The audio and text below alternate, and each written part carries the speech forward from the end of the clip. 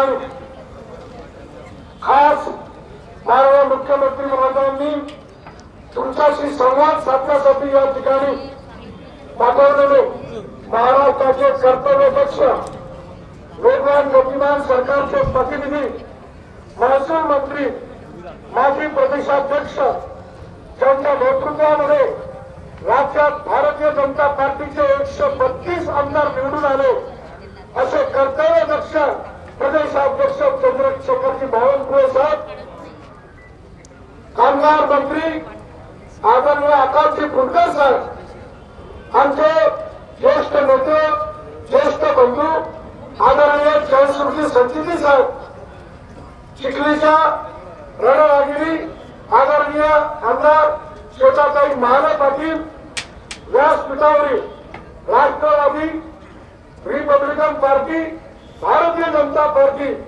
यांचे सर्व नेते पदाधिकारी, नगराध्यक्ष पदाचा उमेदवार सौ अर्पिताताई विजयराव शिंदे आणि नगरसेवक पदाचे सर्व भाजपा राष्ट्रवादी रिपब्लिकन युतीचे सर्व उमेदवार आणि उपस्थित मोठ्या संख्येने बंधू आणि भगिनींनो आणि आमच्या पत्रकार मित्रांनो,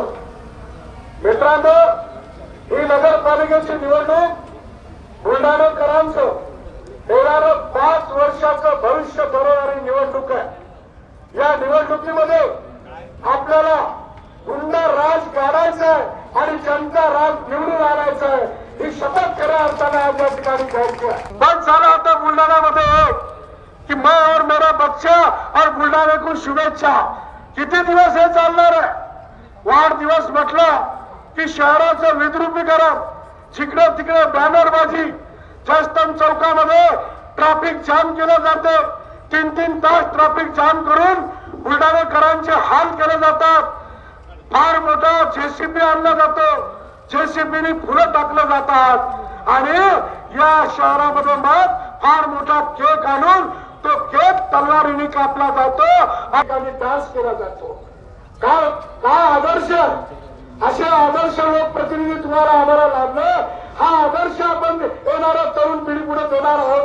चौकामध्ये वर्णी, गांजा, चरस, टपरीवरती कुठल्या प्रकारच्या चक्रा, सर्व प्रकारचे अवैध धंदे सुरू आहेत आणि या अवैध धंदे कोणाच्या अवतीभोवती लोक असतात, त्या अवैध धंद्यांना कोणाचा पाठिंबा असतो हे सर्व बुलढाणेकरांना माहित आहे आणि म्हणून 18 वर्षाचे पोरं आज दारू प्यायला लागले, चरस गांजा प्यायला लागले आणि 18 वर्षाच्या पोरांनी हाजी मलंगजवळ स्वतःच्या मित्राचा भर दिवसा चाकुरी खपाखप वार करून त्या ठिकाणी खून केला।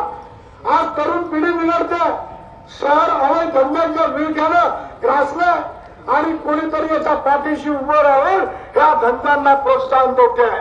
मित्रांनो, या बुलढाणा शहराचा एक सुसंस्कृत, संयमी आणि एक चांगल्या प्रकारचा जो चेहरा होता, या शहराची जी ओळख होती ती आता कुठंतरी या शहराची बदनामी होताना तुम्हाला आम्हाला दिसते। आज बावनकुळे साहेब, मी तुम्हाला सांगू इच्छितो, मी आमदार असताना या बुलढाणा शहराच्या पिण्याच्या पाण्यासाठी येळगाव धरणावर पहिली 32 करोडची योजना आणली, पेन टाकळीच्या 2 योजना आणल्या आणि खडकपूर्णाची 113 कोटीची पाणी पुरवठा योजना आणली। आज 4 पाणी पुरवठा योजना शहराला आहेत, पण 8-15 दिवस आमच्या माय बहिणीला पिण्याचं पाणी या शहरामध्ये मिळत नाहीये। मित्रांनो, मी 4 योजना आणल्या, पण नवीन योजनेचे कोणत्याही नागरिकाकडून पैसे घेतले नाही। आता निळ्या नळ्या तुमच्या दाराशी आल्या, त्याचे 3-5 हजार रुपये आमच्या नागरिकांकडून या शहरामध्ये वसूल केले गेले आहे। नगरपालिकेमध्ये बांधकाम परवानग्या, भ्रष्टाचार, 20-20, 25-25 लाख रुपये। विचारा डॉक्टर लोकांचे दवाखाने झाले, ज्या लोकांनी कॉम्प्लेक्स बांधले, ज्या लोकांनी फ्लॅट सिस्टीम बांधली, त्या प्रत्येकाला 20-20, 25-25 लाख रुपये अंडर टेबल त्या ठिकाणी दिल्याशिवाय या शहरात बांधकाम परवानग्या निघाल्या नाही। या नगरपालिकेमध्ये भ्रष्टाचाराचा दंगा नाश सुरू आहे। मित्रांनो, आपण पाहतो की ते कचऱ्याची गाडी या बुलढाणा शहरामध्ये साफ सफाई नाही, बुलढाणा शहरामध्ये नाले गटारी सफाई नाही आहे, 8 दिवस घंटा गाडी येत नाहीये। 2016 साली टीडी अंबोरे आमच्या नगराध्यक्ष होते तेव्हा 7 लाख रुपयामध्ये बुलढाणा अर्बनला मी त्या ठिकाणी कंत्राट दिला होता. बुलढाणा अर्बनचे 300 कर्मचारी दिवसभर जेसीबी ट्रॅक्टर घेऊन शहरात फिरायचे, नाला गटारा साफ करायचे. पण या 9 वर्षामध्ये हा 7 लाखाचा ठेका 30 लाखावरती गेला. 3,60,00,000 रुपये घरच्याच माणसाच्या नावावर हा ठेका दिला गेला. आणि घंटेवाली गाडी, कचरेवाली गाडी ही 8 दिवस वाट पाहावी लागते, पण तिचा घंटा वाजत नाही, घरात कचऱ्याचा वास लोकांना घेतला जात नाही. अशा प्रकारची आज दुरावस्था या साफसफाईची आणि स्वच्छतेची आहे. आणि म्हणून तुम्हाला मी या ठिकाणी सांगू इच्छितो, या बुलढाणा शहराला खऱ्या अर्थाने पिण्याचं पाणी मी आणलं. या बुलढाण्याचं जे मेडिकल कॉलेज गेले 15 वर्ष सातत्यानं महाराष्ट्राच्या विधानसभेमध्ये सातत्यानं मी प्रश्न उचलले. सतत या ठिकाणी मुख्यमंत्री देवेंद्र फडणवीस साहेब यांच्याकडून या ठिकाणी सर्वेक्षण केलं गेलं आणि 2019 साली गिरीश भाऊ मंत्री असताना वैद्यकीय त्यांच्या मार्फत आणि केंद्रामध्ये प्रस्ताव पाठवून या मेडिकल कॉलेजला मंजुरात आणली. मित्रांनो, बुलढाण्यामध्ये कृषी महाविद्यालय भाऊसाहेब फुलकरांच्या नावाने आणि सरकारी कृषी महाविद्यालय आणलं. पण तेही कृषी महाविद्यालय आणल्यानंतर भाऊसाहेब फुलकरांचं नाव आम्ही रद्द करू, हायकोर्टात जाऊ, कॅबिनेट मध्ये जाऊ. अरे या ठिकाणी जोपर्यंत देवेंद्रजी फडणवीस राज्याचे मुख्यमंत्री आहे, भाऊसाहेब फुलकरांच्या नावाला कोणी धक्का लावू शकत नाही, हे मला या ठिकाणी सांगायचं आहे. मित्रांनो, हे बुलढाणा शहर आज गुंडा राज झाला, गुंडशाही झालेली आहे. आणि म्हणून या बुलढाणा शहरामध्ये आपण नारा दिलेला आहे की भयमुक्त आणि भ्रष्टाचार मुक्त नगरपालिका आम्हाला करायची आहे. विकास विकास विकास.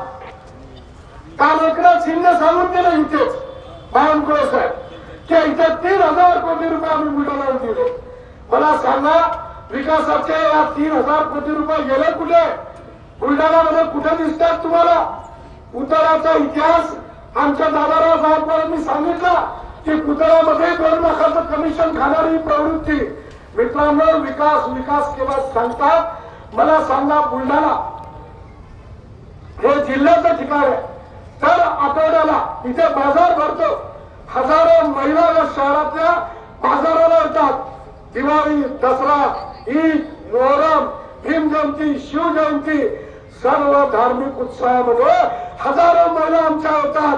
या बुलढाणा शहरामध्ये एका तरी चौकामध्ये महिलांसाठी टॉयलेट बाथरूमची व्यवस्था आहे का सांगा? एक चौक बुलढाण्याचा की ज्याच्यामध्ये महिलांसाठी टॉयलेट बाथरूमची व्यवस्था आहे का हे सांगा. आणि मग विकास कुठे आहे? रस्त्यावर रस्ते. ध्रुपदराव सावळेच्या घराच्या समोरचा गुळगुळीत रस्ता पुन्हा उघडून 10 करोडचा नवा रस्ता करताय. ज्या ठिकाणी रस्त्यांची आवश्यकता आहे तिथे रस्ते होत नाहीये. आमचा अण्णाभाऊ साठेनगर, जवाईनगर, इक्बाल चौक, मुस्लिम एरिया, दलित एरिया, ज्या एरियांमध्ये नाल्या गटारांची सफाई नाही, जिथे रस्ते नाही, ठीक पिण्याचं पाणी नाही, तिथे रस्ते केले जात नाहीये. पण पैसे खाण्यासाठी चांगले रस्ते करण्याचं काम आज या बुलढाणा शहरामध्ये सुरू आहे आणि त्यामधून हजारो कोटी रुपयांचा भ्रष्टाचार केला जातोय. मित्रांनो, हे जे आज या ठिकाणी भ्रष्टाचाराचं साम्राज्य या नगरपालिकेमध्ये चालू आहे, मला सांगा मित्रांनो, एक साहेब स्वतः आमदार, पारको नगराध्यक्ष उमेदवार, कोरगा नगरसेवकाचा उमेदवार, भाचा नगरसेवकाचा उमेदवार, भतीजा नगरसेवकाचा उमेदवार, एवढंच नाही तर त्याचे एक व्याही शिवाय मामा आमचे ठेकेदार, तेही नगरसेवकाचे उमेदवार. आणि बाहेकर जवळ हे तर जिल्हा परिषदचे अध्यक्ष स्वयं घोषित आतापासूनच झाले. सत्तेची भूक एखाद्या परिवाराला, एखाद्या घरात किती असावी? अरे एक आमदारकी बस झाली ना डिफेंडर साठी आणि फार्म हाऊस साठी. एक आमदारकी बस झाली, होते त्यातून कमाई तेवढी आणि झाली होती. एका घरामध्ये जर एवढे पद जात असतील तर ही सत्ता हुकुमशाहीकडे चालली आहे, हुकुमशाहीकडे. आणि ही हुकुमशाही आमच्या बुलढाणेकरांना होऊ द्यायची का नाही द्यायची याचा निर्णय घेण्याची वेळ आता 2 तारखेला आलेली आहे. आणि म्हणून माझी आपल्या सर्वांना विनंती आहे की आपल्याला हुकुमशाही गाडायची आहे. लोहा लोहे को काटता है। उसके पास डीसीएम है तो मेरे पास सीएम है और पीएम है। कोई डरने की बात नहीं है। 1000 लोक मत दिलेत विरोधात, लाखाने निवडून येईल म्हणत होते, लोकांना शेकड्यामध्ये आणून ठेवला। आणि म्हणून मस्ती गुरमी दादागिरी या मतदारसंघात कधी खपवून घेतला जाणार नाही। मित्रांनो, चिंता करायची नाही।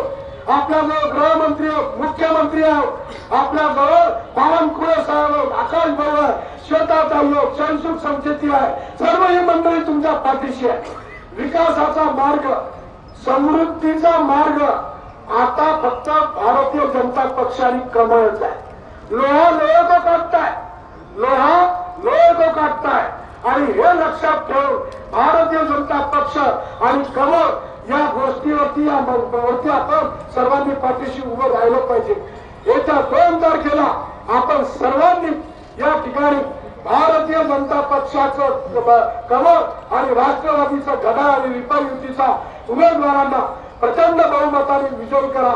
मी तुम्हाला वचन देतो, या बुलढाणा शहराला मी नियमित पाणी पुरवठा करण्याचं वचन देतो, साफ सफाई स्वच्छता नाले गटारी करण्याचं वचन देतो। या शहरामध्ये मित्रांनो कुठल्याही प्रकारचा भ्रष्टाचार नगरपालिकेमध्ये होणार नाही। तसं आता तुम्ही पाहता की जन्म मृत्यूच्या दाखला घ्यायला गेले की किती रुपये द्यावे लागतात? 2000, 5000 आणि तिथे कोण रिटायर्ड झालेला स्वतःचा सक्का भाऊ किशोर गायकवाड, तिथेही कोणी मानधनावर दुसरा कार्यकर्ता नाही। मित्रांनो, काँग्रेसला सुद्धा मतदान म्हणजे या शहराचा विकासाचा बट्टा बोल आहे। काँग्रेसचा ना ऊपर कुछ है ना नीचे कुछ है। सत्तेमध्ये आली तर ते 5 वर्ष फक्त आमदार काम करू देत नाही म्हणून त्या ठिकाणी बसतील आणि शहराचा विकास होणार नाही। आणि म्हणून सत्तेला सत्ताच उत्तर आहे। आणि म्हणून या ठिकाणी आपला जो मुख्यमंत्री देवेंद्र फडणवीस असल्यामुळे या ठिकाणी राज्याच्या केंद्राच्या सर्व योजना बुलढाणा शहरासाठी आपण खेचून आलो आणि या ठिकाणी शहराचा सर्वांगीण विकास करू। आपण कमळ आणि घड्याळ यांना निवडून द्यावं असं आवाहन करतो आणि माझे 2 शब्द या ठिकाणी समाप्त करतो। जय हिंद, जय महाराष्ट्र।